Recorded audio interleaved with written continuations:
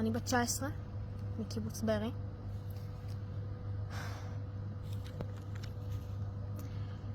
הדבר הכי גרוע, חוץ מלשמוע את כל השמות של המתים והנעדרים והשבויים, הדבר הכי גרוע במיידי לא היה לשכב בחושך בממד, זה לא היה לשמוע את היריות, זה לא היה אפילו בזמן אמיתי לקבל התראות מחברי קיבוץ שלי, שמות שהכרתי מאז שאני מכירה את עצמי, מבקשים לעזרה ואף אחד לא בא. הדבר הכי גרוע בשבילי, חוץ מהמתים והשבויים והחטופים, זה הרגע שבו יצאתי מהבית כשפינו אותנו והיה חושך והייתי יחפה ודרכתי על זכוכית וראיתי את הפנים של אנשים מהשכונה שלי. פחד. פחד אלוהים. וראיתי פנים שהכרתי מאז שאני זוכרת את עצמי. כמו שאף פעם לא ראיתי אותם. דמעות. אנשים שגדלתי איתם. פחד. וזה להסתובב פה. רק הגעתי לים המלח.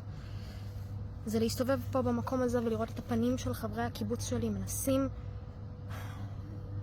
להצליח לקום בבוקר, להחזיק מעמד, לחייך מדי פעם.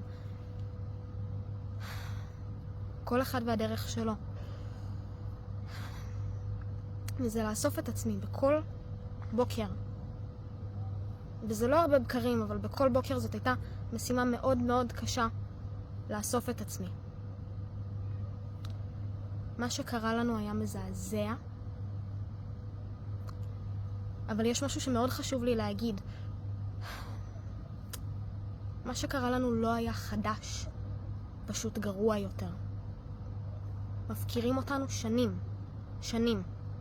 אל תגידו כיפת ברזל, זה פלסטר. אל תגידו חיילים, זה פלסטר. זה פלסטר, בן אדם גוסס, אתם מביאים לו פלסטר.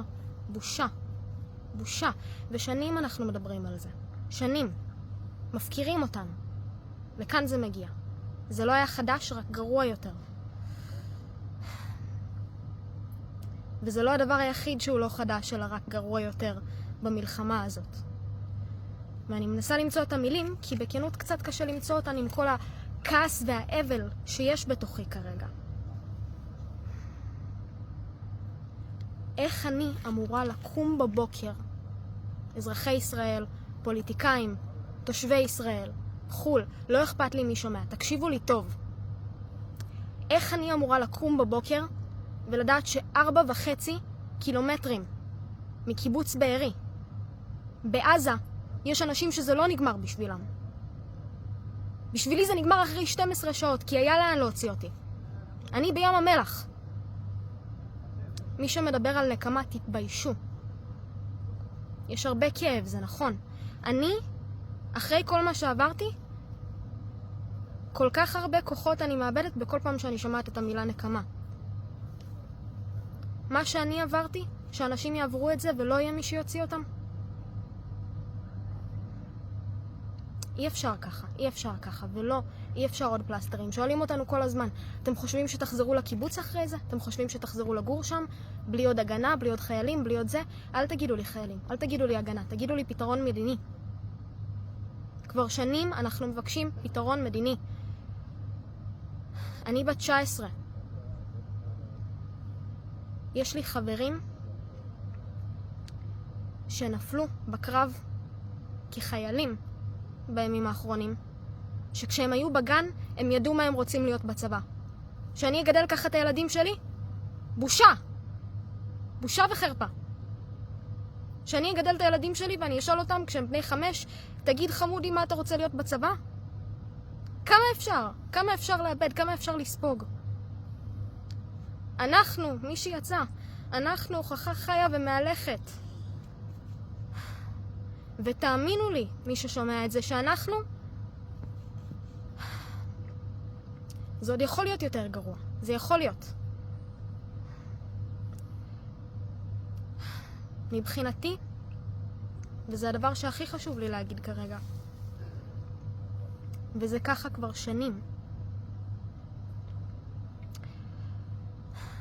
כשמפציצים אותנו בטילים, בסופו של דבר זה דברים שעוברים לנו מעל הראש. לא הטילים, הטילים לא עוברים מעל הראש, הטילים נוחתים יפה באדמה, תאמינו לי. ההחלטה להפציץ בטילים זה מעל הראש שלי. ביבי, חמאס, לא אכפת לי. מה שאני יודעת זה שבארי סובלת, נחל עוז סובלת, כפר עזה, שדרות ועזה. תאמינו לי שכל קסם 4.5 קילומטר מרחק, האדמה בבארי ובעזה רועדת בדיוק אותו דבר. בדיוק אותו דבר. אי אפשר, אי אפשר. עכשיו, אני יודעת שיש הרבה כעס על ביבי, כי אני מרגישה אותו. אני מרגישה אותו חזק מאוד, ברגעים שאני מצליחה להרגיש, כי בזמן האחרון זה קצת קשה. אני מרגישה אותו, כי כמה אנשים צריכים למות בשבילו? כמה אנשים צריכים למות בשביל האגו, בשביל האינטרסים? אין לי מושג אם כבר אמרתי את זה, אבל טילים, במיוחד בהתקפה האחרונה. כי אתם יודעים, לפני שהיו מחבלים, שמעתי יותר טילים מששמעתי ב-19 שנות חיים. בבת אחת. בום, בום, בום, בום, בום, בום, בום, בום, בום. הרבה מאוד, ומיד ידענו שזאת מלחמה. לפני מחבלים, לפני הכל. אנחנו תמיד הראשונים שיודעים, תמיד הראשונים ששומעים. שומעים אצלנו. ואני אגיד לכם שהטילים, מבחינתי, הטילים שמקים אותנו, זה מרגיש כאילו זה טילים שהממשלה שלי שלחה. כי זאת הממשלה שהפקירה אותי. כל שנות חיי, ועכשיו מגיע הגרוע מכל. ואם זה לא הגרוע מכל, אלוהים יודע מה יהיה איתנו. עכשיו, זה נכון שביבי ובאמת שאני מאשימה אותו ב100%, בהכל. זה נכון. הוא בחר לתת לנו לחיות ככה. הוא בחר לתת לנו כיפת ברזל במקום פתרון מדיני. והוא בחר גם עוד הרבה דברים אחרים. והדם שלנו על הידיים שלו. אבל זה לא רק הוא. הוא שורש של בעיה עמוקה מאוד, אבל זה לא רק הוא.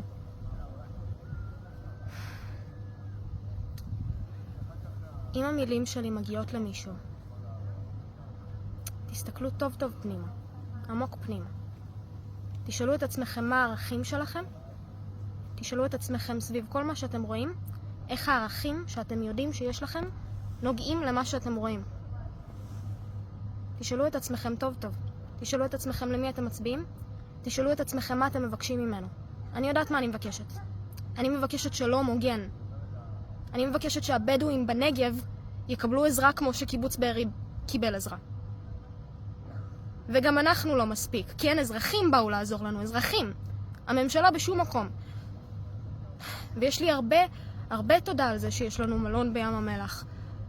אבל בשנייה כל אדם כאן היה מוותר על זה, אם זה היה אומר שהשבויים שלנו היו חוזרים. דרך אגב, מהממשלה פעמיים שמעתי התייחסות לזה שהם קיימים בכלל, מתנהגים כאילו הם לא קיימים. מפציצים ויודעים שההפצצה הזאת תעלה להם גם כן בחיים.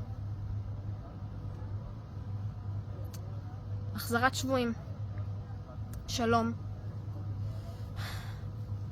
הגינות והוגנות. אם אין לכם את האוזניים לשמוע את מה שאמרתי עכשיו,